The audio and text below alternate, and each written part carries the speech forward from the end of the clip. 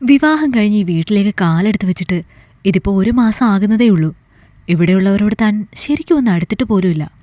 ഇവിടെയുള്ളവരോട് മാത്രമല്ല, താലികെട്ടിയ പുരുഷനോടും എല്ലാം തുറന്നു പറയാനുള്ള ഒരടുപ്പം ഉണ്ടായിട്ടുണ്ടോ എന്ന് ചോദിച്ചാൽ ഇല്ല എന്ന് തന്നെയാണ് ഉത്തരം. ശരീരത്തിൻ്റെ പങ്കുവയ്പ് നടന്നിട്ടുണ്ട് എങ്കിലും മനസ്സിലുള്ളതെല്ലാം അതേപടി പറയാനുള്ള അടുപ്പം ഭർത്താവിനോട് തനിക്കിപ്പോഴും ഇല്ലല്ലോ എന്നോർത്തു അഭിരാമി. എന്നാൽ പറയാനുള്ളത് പറയാതിരിക്കാനും പറ്റാത്ത ഒരവസ്ഥ. താനത് പറഞ്ഞിട്ടുണ്ടെങ്കിൽ അദ്ദേഹം എങ്ങനെ എടുക്കുമെന്ന് പോലും അറിയില്ല. ആകെ കൂടി വല്ലാത്തൊരവസ്ഥയിലായി അവൾ. സുഹൃത്തെന്ന് പറയാൻ തനിക്ക് അങ്ങനെ ആരുമില്ല. എന്നാൽ ഇല്ലേ എന്ന് ചോദിച്ചാൽ കൂടെ പഠിച്ചവരും അയൽവക്കത്തുള്ള തൻ്റെ പ്രായമുള്ള പെൺകുട്ടികളുടെയും എല്ലാം തന്നെ സുഹൃത്താണ്. പക്ഷെ അവരോടൊന്നും പറയാൻ പറ്റിയ പ്രശ്നമല്ല തനിക്കുള്ളത് എന്ന് അവൾ ചിന്തിച്ചു. അഭിരാമി, മനുവിൻ്റെ ഡ്രസ്സ് ഞാൻ അയൺ ചെയ്ത് വെച്ചിട്ടുണ്ട്. അവനോട് വന്ന് എടുത്തോളാൻ പറയൂ. പിന്നെ രാവിലെ നല്ല മഞ്ഞുണ്ട്, അതുകൊണ്ട് രാവിലത്തെ നടത്തം ഒഴിവാക്കാൻ പറയണം. അല്ലെങ്കിൽ വേണ്ട, ഞാൻ പറഞ്ഞോളാം. അതും പറഞ്ഞു പോകുന്നവരെ ദേഷ്യത്തോടെ അഭിരാമി ഒന്ന് നോക്കി. ഇവരാണ് തൻ്റെ ഏറ്റവും വലിയ പ്രശ്നം. കാര്യം മനുവേട്ടൻ്റെ ഏട്ടൻ്റെ ഭാര്യയാണ് സ്മിത. പക്ഷേ അവർ തൻ്റെ ഭർത്താവിൻ്റെ കാര്യത്തിൽ കാണിക്കുന്ന അമിത സ്വാതന്ത്ര്യം, അതാണ് തൻ്റെ ഏറ്റവും വലിയ പ്രശ്നം.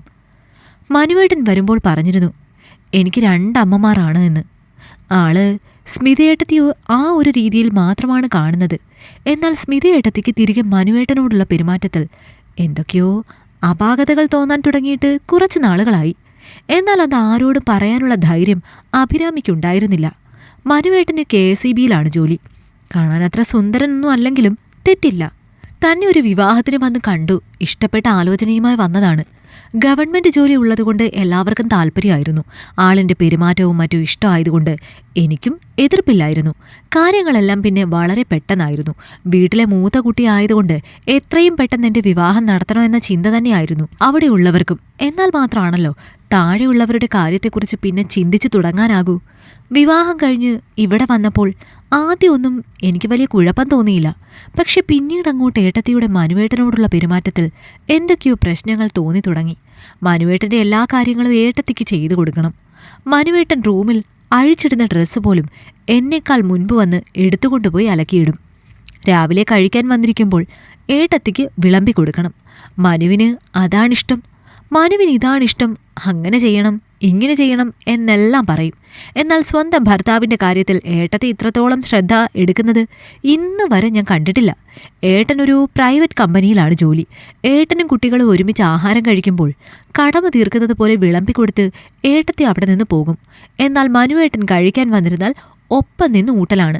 ആദ്യമൊക്കെ സ്നേഹം കൊണ്ടാണ് എന്ന് കരുതാൻ തുടങ്ങി. പക്ഷെ പിന്നീട് ഞങ്ങളുടെ പേഴ്സണൽ കാര്യങ്ങളിൽ പോലും അഭിപ്രായം പറയാൻ തുടങ്ങിയപ്പോഴാണ് ശ്രദ്ധിക്കാൻ തുടങ്ങിയത്. അതോടെ കാര്യങ്ങൾ കൈവിട്ടു പോവുകയാണോ എന്ന് ഭയം തോന്നി. ഓരോ ദിവസം ചെല്ലുന്തോറും എല്ലാം ശരിയാകുമെന്ന് ഞാൻ സ്വയം പറഞ്ഞ് പഠിപ്പിക്കും. എന്നാൽ കാര്യങ്ങൾ കൂടുതൽ വഷളാകുന്നതല്ലാതെ നേരെയാകുന്ന ലക്ഷണമില്ല എന്ന് എനിക്ക് മനസ്സിലായി. ഒടുവിൽ രണ്ടും കൽപ്പിച്ച് മനുവേട്ടനോടെല്ലാം തുറന്നു പറയാമെന്ന് ഞാൻ വിചാരിച്ചു. കാര്യങ്ങളെല്ലാം പറഞ്ഞപ്പോൾ മനുവേട്ടൻ പൊട്ടിത്തെറിക്കുകയാണ് ഉണ്ടായത്. എനിക്ക് സംശയരോഗമാണ്, നിന്നെ പോലെ വൃത്തികെട്ട ഒരു പെണ്ണിനെ ഞാൻ കണ്ടിട്ടില്ല എന്നെല്ലാം പറഞ്ഞു. എനിക്കത് വലിയ സങ്കടമായി. അതിനേക്കാളേറെ സങ്കടം അടുത്ത ദിവസം ഏട്ടത്തെ അതിനെക്കുറിച്ച് ചോദിച്ചപ്പോഴാണ്. ഞങ്ങളുടെ റൂമിൽ നടന്ന ഒരു കാര്യം അവർ അറിയണമെന്നുണ്ടെങ്കിൽ അതിനു പുറത്തു നിന്ന് ശ്രദ്ധിച്ച് കേൾക്കാതെ അറിയാൻ കഴിയില്ലല്ലോ. മനുവിൻ്റെ കാര്യത്തിൽ ഞാൻ കൂടുതൽ ശ്രദ്ധയെടുക്കുന്നത് അഭിരാമിക്ക് ഇഷ്ടമല്ലല്ലേ?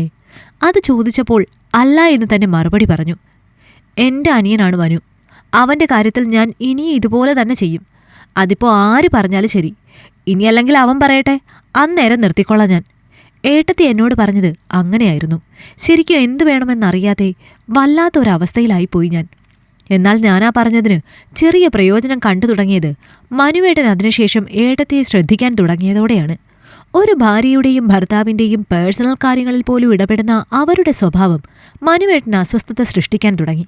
അപ്പോഴേക്കും ഞാൻ അതിനെക്കുറിച്ച് പറയുന്നത് നിർത്തിയിരുന്നു.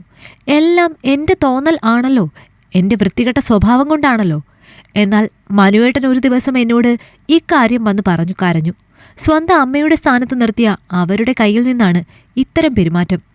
ആരോടെങ്കിലും എന്തെങ്കിലും പറഞ്ഞാൽ ഈ കുടുംബം തന്നെ തകരൂ എന്നതായിരുന്നു മനുവേട്ടൻ്റെ ഭയം. ഒടുവിൽ അതിന് ഒരു ഉപായം കണ്ടെത്തിയത് മനുവേട്ടൻ തന്നെയാണ്. അല്പം ദൂരേക്ക് ട്രാൻസ്ഫർ മേടിച്ച് എന്നെയും കൊണ്ട് അവിടെ നിന്നും പോയി. അതിന് ഏട്ടത്തി ഒരുപാട് പ്രശ്നങ്ങൾ ഉണ്ടാക്കി എന്നെ കൊണ്ടുപോകണ്ട എന്ന് വരെ പറഞ്ഞു. എന്നാൽ എൻ്റെ ഭാര്യ എൻ്റെ കൂടെ വേണമെന്ന സ്റ്റാൻഡിൽ മനുവേട്ടൻ ഉറച്ചു നിന്നു. മനുവേട്ടൻ്റെ ഓഫീസിന് സമീപം ഒരു ചെറിയ ക്വാർട്ടേഴ്സിലേക്ക് ഞങ്ങളിപ്പോൾ താമസം മാറി. താമസ സ്ഥലം ചെറുതാണെങ്കിലും വല്ലാത്ത മനസമാധാനമുണ്ട്. എൻ്റെ മനുവേട്ടൻ എൻ്റെ മാത്രമായി. ഒരു സന്തോഷവാർത്ത അപ്പോഴേക്കും ഞങ്ങളെ തേടി വന്നു. ഒരു 8 മാസം കൂടി കഴിഞ്ഞാൽ ഞങ്ങൾക്കിടയിലേക്ക് വരുന്ന ഒരു പുതിയ അതിഥി. പിന്നെ സന്തോഷത്തിന് അതിരില്ലായിരുന്നു. ആ പേരും പറഞ്ഞ ഏട്ടത്തി എന്നെ അവിടെ നിർത്താൻ നോക്കിയെങ്കിലും മനുവേട്ടൻ എല്ലാം എതിർത്ത് എന്നെ ഇങ്ങോട്ട് തന്നെ കൊണ്ടുവന്നു. ഇപ്പം ഞങ്ങൾ ഒരുപാട് സന്തോഷത്തിലാണ്. നമ്മുടെ സ്വകാര്യതയിലേക്ക് അനാവശ്യമായി ചിലർ കടന്നുവരും.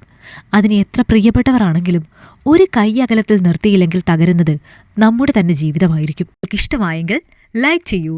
നിങ്ങളുടെ അഭിപ്രായങ്ങൾ കമന്റായി രേഖപ്പെടുത്തൂ. കൂടുതൽ കഥകൾ കേൾക്കാൻ ഈ ചാനൽ സബ്സ്ക്രൈബ് ചെയ്യൂ.